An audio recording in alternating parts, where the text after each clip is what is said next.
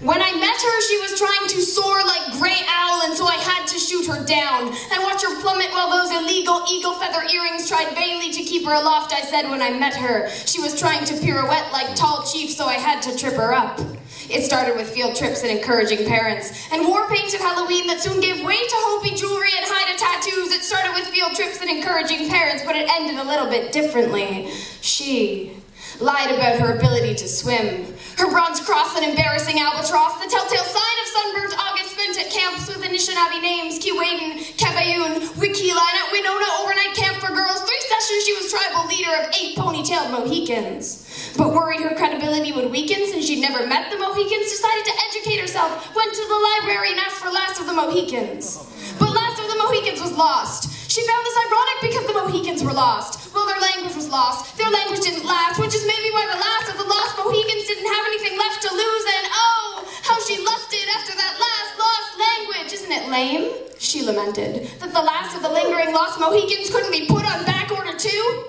And when I met her, she was trying to use Wikipedia to write her own history. Her sticky fingers shoplifting heritage minutes to weave into one-sided tapestries. She wondered if anyone she knew could tell the difference between a Montauk and a Meskwaki. And when I met her, she'd already been told off once before by a 6-foot middle-aged Mohawk she'd incorrectly identified as Chinese, but she wasn't one to give up easily.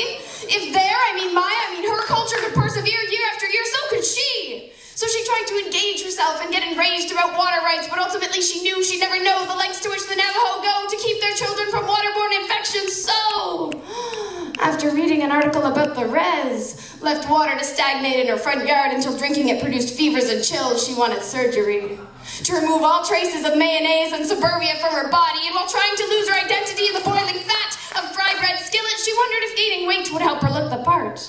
Or if having a couple drinks too many would help her skin change hues. She tried some hairstyles that she looked up online, but the dye made her face glow white like the stars, far from the sun-baked earth she desired when I met her.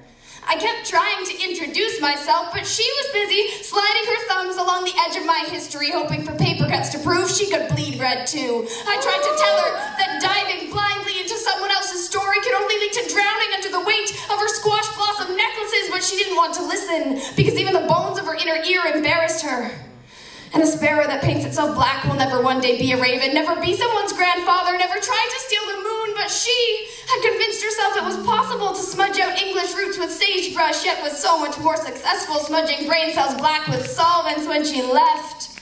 I tried to tell her it was too easy a way to go, but she said that being a poetic martyr was a part of her history, and who was I to argue? She'd studied and embraced where I'd only accepted. She took the good with the bad until the bad ate the good, and when the good said it was a tragedy, the bad just couldn't care less about the death of an English swallow who reminded absolutely no one of Icarus.